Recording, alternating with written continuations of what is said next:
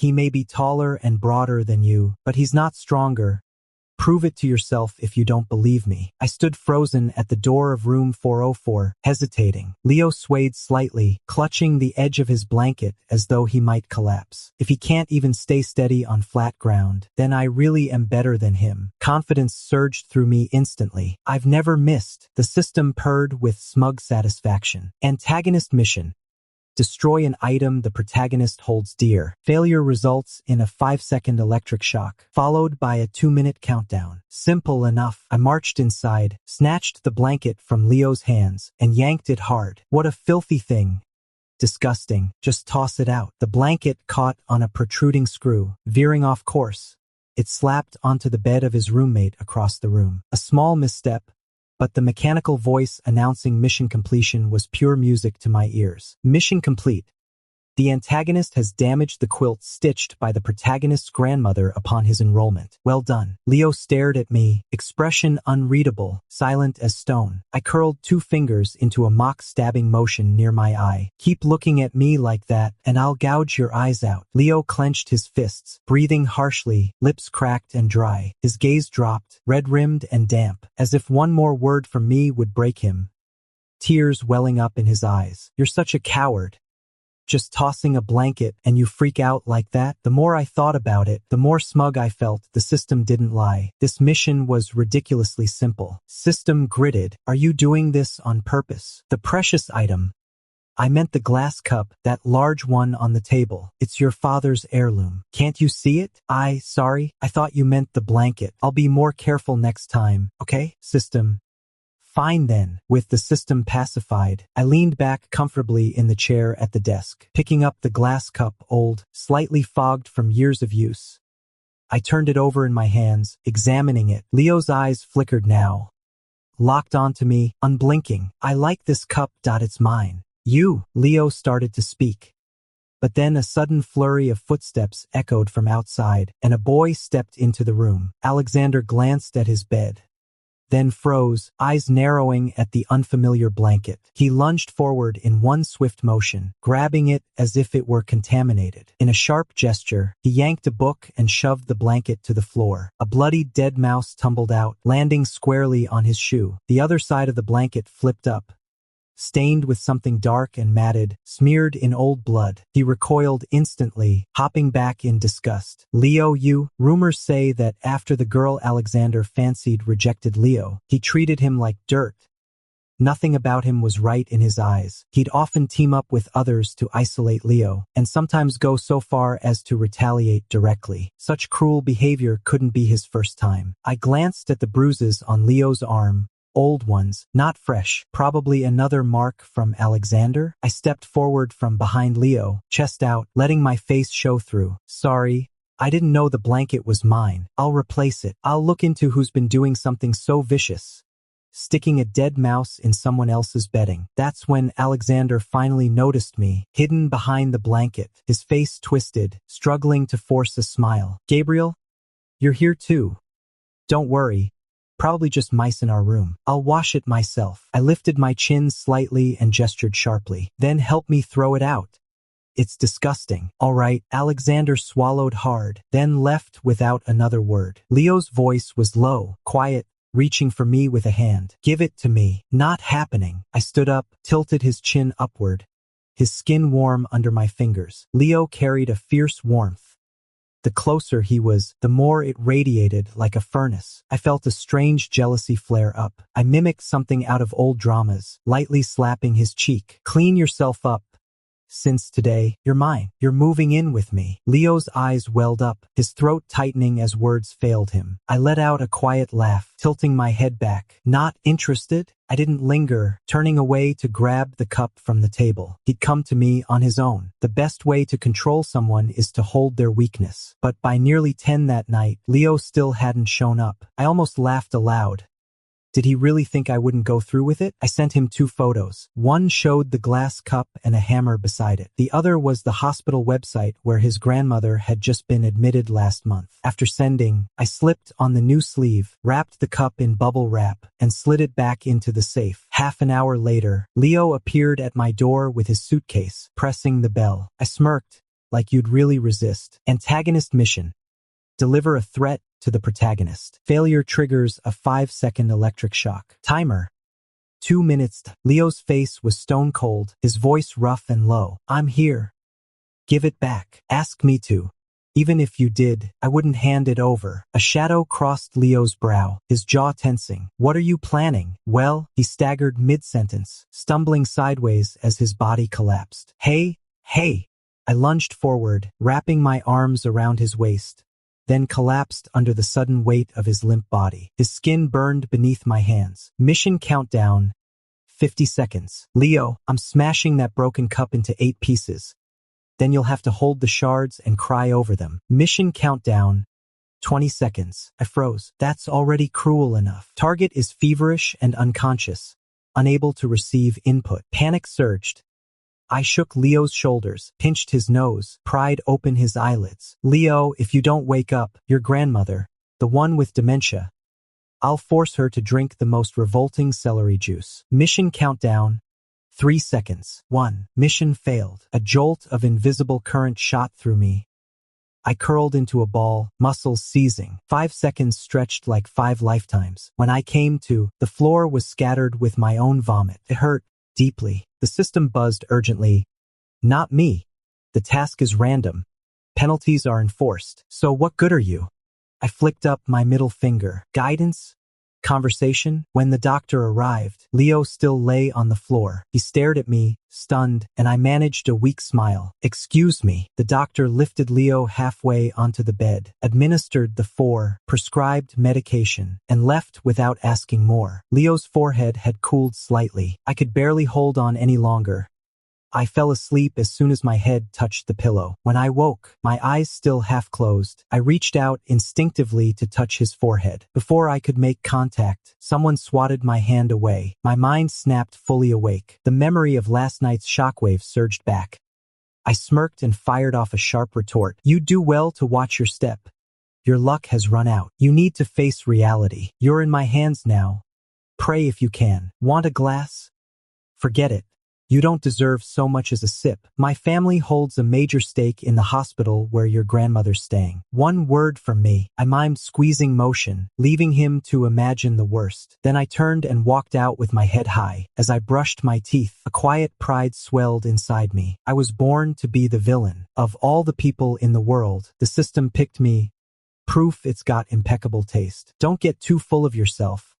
Class is about to start. I nearly forgot today's lesson was crucial. Even in business school, missing this class would have been a serious offense. Reluctantly, I left the room and pushed open Leo's door. I ran my eyes over him, head to toe. The doctor said recovery means avoiding more than just food, mental and physical triggers too. Antagonist mission. Tease the protagonist. Failure. 5-second electric shock. Countdown. 2 minutes. I wanted to slap myself for being so noble. What was I even pretending for? I forced a stiff smile and blinked quickly. I'm sweet and tangy. Definitely not on the forbidden list. Want to taste, brother? Mission complete. I felt my face burn. Leo stared at me like I'd lost my mind. I bolted out the door in a rush. For the rest of the day, I couldn't bring myself to look him in the eye. As soon as class ended, I slipped away on my own. Why are you shy? 2 nothings, 1 love, no shame, no fear. Eat when hungry, sleep when tired, love who you want. Makes sense. I felt better already. At 8 that evening, my phone rang, the hospital aide on the line. The patient's been difficult, refusing meds and sleep, insisting she wants to see her grandson. But his phone's off. We can't reach him. Can you try contacting someone? The patient was Leo's grandmother. The caregiver assigned to her was someone I personally arranged.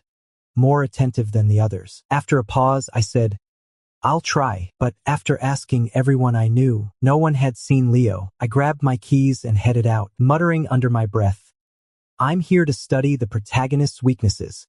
This late at night. Truly dedicated, even for a villain. Half an hour later, I arrived at the private room in the hospital. The caregiver called out, Gabriel. The elderly woman turned toward me, her clouded eyes brightening slightly, waving weakly while fumbling in her pocket. She said, Leo, why are you so late from school? Come here, come here. I froze for 2 seconds, then smiled and walked over. Trembling slightly, she pulled out 2 candies and placed them in my palm. Beaming, she urged me to eat them. The caregiver said, "The boy gave these today. He was worried he'd lost them." Then handed over the medicine and a glass of water. The woman took it without protest. Leaning in with quiet excitement, she whispered, "Today's celery juice, just enough for 1 serving. All yours. Not even your father can know." The caregiver brought over a glass of green liquid. She made it herself. No one else is allowed to touch it. Cold sweat prickled my forehead. System frowny face.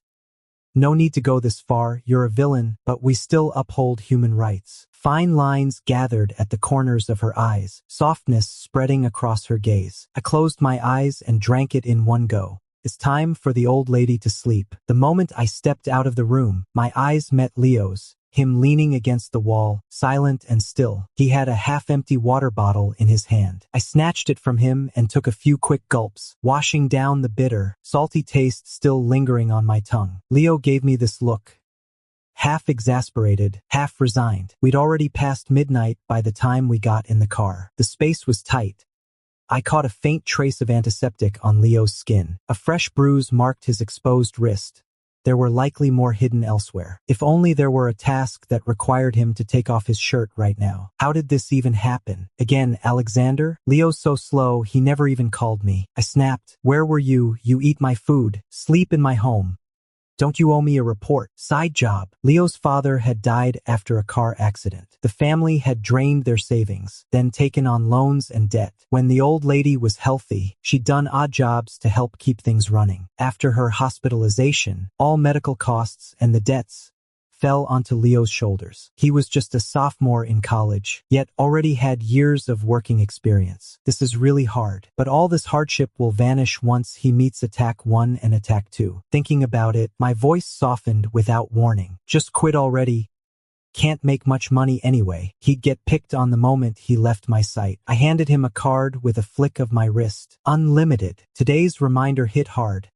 Someone was missing. If the system dropped a mission while he wasn't around, I'd be done for. Leo, that towering 19.2 frame, lowered his head and mumbled about how tough the supervisor was.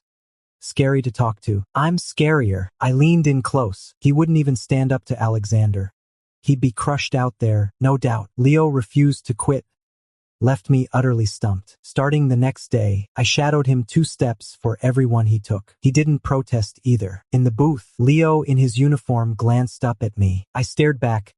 A male model? Leo let out a long sigh. Just a regular server. I'm not saying it's easy. The boss is tight with the clothes. Not even proper fit. The pants were too short, exposed his lean ankles. Shoulders on the shirt looked narrow. Sleeves cut just past the wrist. Chin Nien. I turned. Benjamin and a few other heirs were walking over. I felt a sudden weariness settle over me. The system suddenly spoke.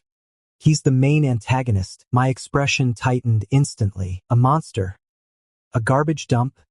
How is this even possible? Benjamin was my brother's classmate, now 32, CEO of Vision Media. He'd always acted without restraint, never hiding his true nature. The Jiang family was either paying off debts or on the way to doing so. At 5, he tortured cats. At 10, pushed a friend into the water. At 15, he began a secret romance. Ended abruptly, his partner dying from complications after childbirth. By 18, his lover had suffered multiple fractures and internal injuries. The Jiang family sent him abroad shortly after. 4 years later, he returned. His romantic partners changed every month. Paparazzi once reported signs of violence on each woman's body. Several had required long-term psychological treatment. Yet still, people kept coming unafraid, drawn to him like moths. System. When he falls for the protagonist, he'll change. I said, "Do you really believe that?" I stood up and stepped in front of Leo, raising my hand to motion him back. For no reason at all, Leo froze, motionless as if blind. Benjamin smiled warmly, standing before us both. I glanced at Leo a second longer, my eyes catching fire with quiet recognition. A satisfied tone slipped into my voice. "This is the man you're raising? Not bad." Chin Yen's groan. "Just don't let your brother find out. He's rather old-fashioned." My gaze flickered, remembering the rumors. Benjamin had a strict standard for purity, always choosing those who were immaculate. What if I told him Leo wasn't so clean anymore? I took Leo's hand and pressed a swift kiss to his lips. Just a brush of warmth. Instantly, a flicker of disappointment passed through Benjamin's eyes. I played it light, voice teasing. Asher'll have to keep this secret. Antagonist task. Undermine the protagonist. Failure triggers 5-second shock. Countdown set to 2 minutes. My pupils widened. The system's original instruction echoed in my mind. Your job is to push the protagonist down. Create a chance for the leads to shine. I turned slowly, studying Leo's rigid posture, unaware and untouched by what was unfolding. In the original story, Leo had been publicly shamed by me, only for Benjamin to step in, shielding him with quiet honor. It was Leo's first real taste of unconditional kindness from someone outside his world, and he'd nearly broken down crying. But Benjamin, such a man, how could Leo ever end up in someone like him? He wasn't some transactional piece, no need to trade favors. Was it really just the plot? That shouldn't be how things work. Leo should be free to run down the path he chose. As soon as I made up my mind, I stepped forward, ready to take Leo somewhere else for the task. Addendum. Must happen in front of Benjamin. My hand trembled. This mission. I can't do it. Condition revised. Failure triggers a 15-second shock. I can't. Condition revised.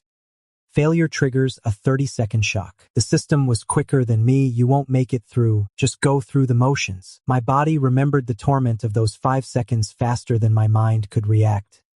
My limbs trembled slightly. Mission countdown. 30 seconds. Recite this. Not as good as Asher's close friends. My throat felt frozen. My voice was stiff. Not as good as Asher's close friends. Mission countdown. 10 seconds. Just a passing thing. Someone you won't care about tomorrow. What if it blows up at home? Not worth the trouble. Mission complete. Leo's hand jerked in mine. He tried to pull free. I didn't react, holding on tightly, staring straight into his eyes. He turned away, finally saying nothing, no longer resisting. I gave Benjamin a quiet "see you," then tugged Leo toward the exit. Benjamin's eyes flickered, as if sensing someone had been wronged, his hero complex flaring up again. He seized Leo's other wrist with a firm grip, unwavering in resolve. Samuel, what do you think people's hearts are made of? A kid pours every ounce of trust into you. Just because you don't see it doesn't mean you can treat it with disregard. The one who knows best how to crush hearts dares talk to me about sincerity. I almost laughed. I gently pulled my hand free, offering a tight-lipped smile that didn't reach my eyes. You're overstepping. This is just our little game between us. Asher understands hearts too. I wonder, how many of the ones behind you are actually yours?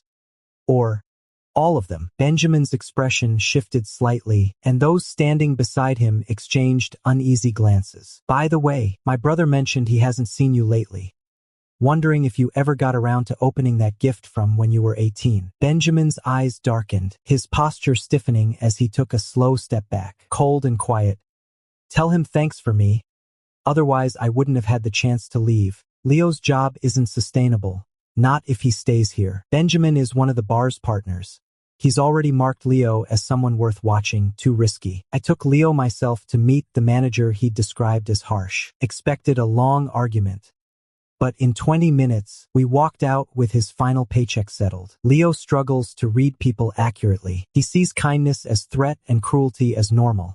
Only the gentlest man he's ever met seems dangerous to him. I sent him Benjamin's file. Every past relationship ended with a clear, documented pattern. That's how a wolf truly looks. No, even wolves would respect him. He's a venomous snake. Deadly silent. Don't be fooled by how polite he seems. Leo didn't reply for half an hour, just sent back a single, We've been under the same roof for a week and haven't crossed paths in the house. It took me hours to realize. He wasn't upset, but avoiding me all along. At midnight, I turned on the overhead light the second he unlocked the door. Leo froze in place. I stepped forward, straight to the point. That thing I said at the bar. Did it bother you? Leo kept his eyes down as he changed his shoes, not looking up. No, a partner should know their place. I never thought my words were out of line. Even if they came from the system, we both knew the truth, whether it was real or not, so I didn't see any need to explain. Never expected him to treat one made-up phrase like a wall between us. Acting like strangers even in class. Oh, Then fulfill your duty. Fits you perfectly. I stepped closer, breath nearly brushing his. Leo snapped his eyes open. Sharp, intense. For a split second, I thought he'd walk away in anger or maybe hit me. A moment later, he murmured, "What duty?" I've never done this before. I wasn't either. Not that I hadn't heard of it. My mind just felt like mush now, unable to recall anything clearly. I stammered, words failing me completely. Leo didn't call me out. Instead, he pulled out his phone and began searching. The connection was absurdly fast. "That day, you kissed me. Was that your way of showing affection?" The words dissolved between two pairs of lips pressed tightly together. Then his forehead rested against mine. "Master, are you satisfied?" There was a clear hint. Just say no, and he'd do it again. A wave of delayed embarrassment surged through me. I couldn't accept that I'd actually enjoyed such a simple act of compliance. Leo said with a smirk, "What do you need me to do?" My eyes widened, hands instinctively pushing against his chest. My pulse hammered in my throat. Too fast, too loud. Forced a calm smile, then gave him a light, teasing tap on the chest. "You're even more eager than me. I prefer to take my time. Prepare yourself." I barely made it to my room before collapsing into silence. The more I thought about it, the angrier I got. Clenching my fists, pacing. I hadn't played my part right. I'd let Shang Shirshu throw me off balance. My movements had been too stiff, too clumsy, lost the upper hand. Next time, I'll make sure to even the score. The day after midterm exams, class reunion at a hot spring resort. Plan set weeks ago, nothing changed. Once inside the room, he said nothing, just packed his things while glancing at me now and then. I might as well just be another classmate to him. I'm the one footing the bill. Why does he carry himself so effortlessly? I tossed him a bathrobe. "Help me change." Leo lowered his eyes, silently obeying as he reached for the robe and stepped forward without hesitation. After dressing, my mood lifted slightly. Leo remained that quiet, dutiful boy I knew. With a light step, I led him toward the hot spring pool. Passing the water bar, I ordered him to squeeze me some juice while I headed toward the hot spring. Waiting half the day, no one came. When I went looking for him, I heard raised voices and shoving behind the fire door. My face darkened instantly. I lunged at the door, shouting, "Alexander! You're picking on my man again." Alexander landed a punch to Leo's stomach. That fool. There was plenty of room behind him, yet he didn't step aside or raise his hands. I kicked out hard, sending Alexander staggering back onto the stairs, staring at Leo in disbelief. Leo's long lashes lowered, hiding the hurt in his eyes. My anger flared. I kicked away Alexander's hand, pointing at Leo. "Stay where you belong. Down in the gutter." I shot him a cold glare, then pulled Leo away without another word. Back at the hot spring, Leo finally whispered, "Sir, your juice." It got spilled. I sank into the warm water, letting out a slow breath. "Spilled? Fine. You're staying right here. No going anywhere. A big man like you, and you can't even stand up for yourself in an argument or defend someone. I'm exhausted from worrying about you all the time." Just as I was about to have him join me in the water, to calm down a little, a large man arrived with several others. Matthew, Alexander's older cousin. My eyes snapped wide. I hadn't even reported it to the elders, and he already went running to his cousin? Matthew greeted me with a wide, easy smile, far from the hostile look I'd expected. He started by apologizing for Alexander's actions, then offered to treat us to dinner as penance. His gaze lingered on Leo with a quiet intensity. I shifted uncomfortably, about to refuse when antagonist task. Humiliate the protagonist. Requirement. Must happen in front of the second lead. Matthew. Failure triggers a 1-minute electric shock. Countdown. 2 minutes. I gave a cold, sideways smirk, my anger simmering beneath the surface. Matthew was the kind of man who couldn't commit, yet somehow always had someone on his arm. A real enigma, skilled at hiding it. No one dared speak up. My brother had warned me. Memorize these people, one by one. Keep your distance. How fascinating. You keep delivering leads who are even more memorable than the last. I'd learned my lesson, no point arguing with the system. His eyelids flicked open, and he said to Shang Shirshu, "Come sit next to me." He pressed his lips together, just slightly. his expression soft with quiet defiance. Matthew's eyes lit up with something unreadable. Leo sat beside me, watching with an unblinking intensity. For a fleeting second, guilt flickered in my chest. Poor thing, once we're done with these two, you'll have nothing but better days ahead. Get someone to send you a handbook on being a lover. Learn the basics. I glanced at Matthew. Luca, no need for dinner. We're classmates. Just a momentary clash. Nothing deep-seated. Matthew's voice was calm, almost patient. Qin Yen, how do you expect Leo to handle this at school? I shrugged innocently. Handle it? Isn't that an honor? Mission complete. Leo's hand on my waist tightened unconsciously.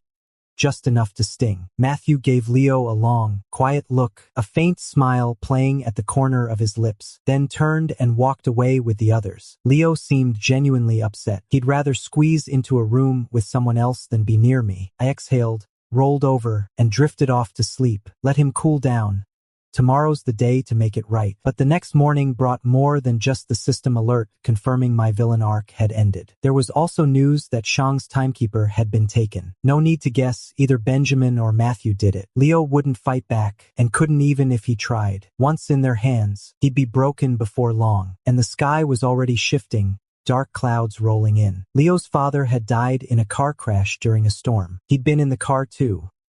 The man had wrapped him tight, protecting him, just a few bruises. But the accident took his father, and left Leo terrified of storms. I rushed to get Benjamin and Matthew's files from my brother without delay. After tracking down several properties, we finally confirmed the target. Shaking in the passenger seat, I urged the most skilled driver, go as fast as you can. We arrived at Benjamin's countryside villa just before the storm broke. Break it down. The front door gave way, but the hall was empty. Then came the sound of struggling and muffled cries. I stared at the door where the noise came from. My blood ran cold. A thunderclap split the sky. The world seemed to tremble as rain poured down in sheets. As I kicked open the door, fury burned through me. I'd already decided how to punish Benjamin and Matthew. The sight inside froze everyone in place. Benjamin was slumped against the wall, face smeared with blood, eyes wide open, breathing faintly but still alive. Matthew's hair was clutched tightly by Leo, who dragged him across the floor. His face was bruised and swollen, unrecognizable. My eyes widened, my scalp prickled, a wave of dizziness washed over me. You didn't say. The protagonist's not some fragile showpiece. No one gets to walk all over him like that, do they? System frowny face. Don't make a sound. Get out. Matthew caught sight of me. He reached out with trembling hands. Qin, help me. Thanks for the invite, I'll pass. I quietly waved the guards away. I almost slipped out with them too. Sir. Leo called me back. He released Matthew's hair and came over, his eyes bloodshot. My feet stayed rooted to the spot. Leo's bloodied hand brushed my forehead. What are you doing here? Did it start raining? No rain, just sweat pouring down. Some were frantic, others stunned to see me. I turned my head slightly to pull away. His hand froze midair. Too dirty? Did I scare you? Then I'll clean up. He said he'd go, but didn't move, just stared at me. A flash of lightning split the night sky outside. Leo barely noticeable shivered. Before the thunder struck, covered his ears. His forehead pressed against mine. Then he brushed my lips lightly. I didn't pull away. I exhaled softly. Let's go home. Back at the house, after a shower, the rain grew heavier, the thunder never stopped. Leo wrapped his arms around me, holding tight. Samuel, how could there be someone like you? You just appeared beside me, then treated me like that. I was going to give you a beating. I'm glad I caught it in time. On my first night here, I installed a hidden camera. Everything after I passed out. I saw it all. I also saw the cup you kept in the safe. Are you? He mouthed 3 words. Coerced. I held his gaze, silent. Even after the mission ended, what happened during it couldn't be spoken of by the one who'd set it in motion. 2 times, deliberately embarrassing me in front of them? Was that part of it? Now you're free. Not exactly, but the mission's complete, and the system signaled detachment. The system just pulled me back abruptly. No explanation, no warning. I stayed quiet, but Leo seemed to understand. His breathing quickened, eyes alight with something fierce. Are you playing me now? I couldn't form a full sentence. No, not really. The storm still raged outside, but it no longer touched him. From now on, whenever a thunderstorm rolled in, his memories would not be filled with bloodshed anymore. The evening of the next day, the system sighed, then spoke. Something major has happened. You did wonder why the main protagonist wasn't acting right, didn't you? My former supervisor took bribes from a rival faction and fabricated this world's storyline, picking the lead character from among the most unsavory candidates. The secondary protagonist, Shirshu, was just randomly selected during casting. If things had gone wrong, our headquarters wouldn't just be ridiculed for centuries. It'd face a full investigation by the Human Rights Oversight Board and would have to spend hundreds of millions in credits to fix it all. We only earn 100 credits per mission. But now, thanks to your unexpected breakthrough in creating a new, fully functional storyline, headquarters is rewarding you with 1 billion, and Leo will receive 50 million in compensation. After finishing the report, the system suddenly grew shy. Because of your efforts, I've earned a long break. Could I, maybe, spend it here with you? When first bonding with me, the system had always envied how easy life was. Just basking in sunlight, stretching lazily, and eating whatever the cat wanted. I've always wished I could be a cat. At the time, its voice had been so soft, I thought I hadn't heard it at all. I reached out and smiled. Come here, my little sweetie. The system shied away, then lit up with delight as it transformed into a tiny, fluffy kitten, settling softly onto my palm. I ran my fingers through its downy fur, thick and soft, never shedding a single hair. Leo didn't question the sudden appearance of the cat.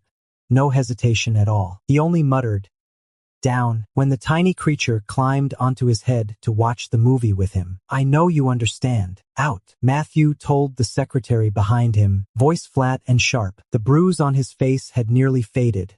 The usual smirk was gone too. During this time, Matthew and Benjamin hadn't stopped pushing their campaign against Shang Shirshu. Perhaps the plotline had shifted.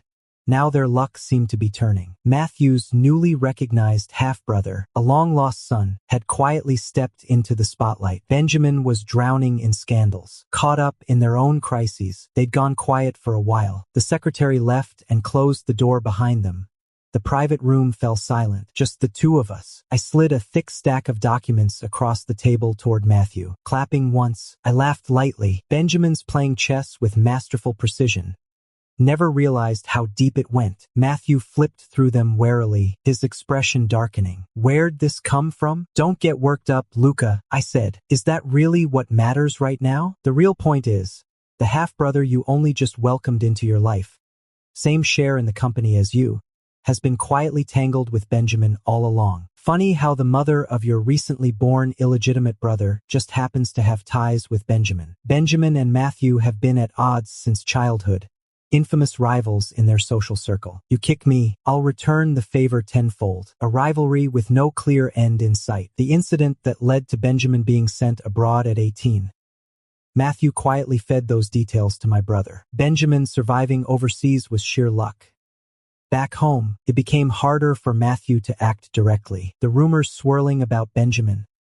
Matthew's fingerprints are all over them. I flipped to the final page of the file. Luca, your secrets won't stay hidden much longer. Oliver was one of Matthew's past lovers, and also tied to Benjamin. Matthew's face flushed red, then darkened. He nearly spat a curse but swallowed it, caught in the moment with me present. It can't happen. This was no small matter in any man's eyes. But for someone like Matthew, pride and reputation made it unthinkable. But now that the truth is about to surface publicly, he seems ready to destroy Benjamin. Before confronting Matthew, I'd already visited Benjamin, delivered a stack of documents on him. Rather than strike back directly, nothing beats watching two enemies tear each other apart. The matter settled, I stood to leave. Matthew suddenly burst into laughter. Samuel, are you playing savior now? To stir up chaos between the Jiang and Zhao families over a single man? Does your brother even know? How well do you really know this man? You've given him everything. You, heart and soul. What has he given back? Samuel, aren't you afraid to face the truth? Leo took down two men who'd been training since childhood with ease. Clearly suspicious, though no one could explain why. After returning from Benjamin's villa, my brother sent Leo's file straight to my phone. When I finished reading, all I felt was sorrow. Bad luck. He'd been deliberately targeted as the victim in a viral post, and with no way to defend himself, things would only get worse. I smiled sweetly. Why waste energy on others when you should be worrying about whether you can keep your seat at the top? Michael had already received word that Matthew was no longer fit to lead. Amid the soft whisper of wind by the bedside, my brother quietly moved to install his son, born outside marriage, into the spotlight. How could my brother not know? He provided the file himself. Otherwise, how do you think I got such detailed information in so little time? I didn't look back. I opened the door and walked out. Leo stood leaning against the car door, waiting for me. I stepped toward him and took his hand. Let's go home. He didn't move, his expression dark, heavy with silence. I just watched a video about honesty in relationships. I fought underground bouts for years. The first time you pushed me down was the same day I quit my job. Afterward, only occasionally when help was needed. My boss once lent me money, and I repaid him with favors. Leo's face grew pale. He stared straight at me, waiting for my reaction. To him, it felt like something unforgivable, deeply wrong. I gently squeezed his earlobe. The fact that you can protect yourself? That makes me happy. Leo smiled. The path ahead will be smooth from now on.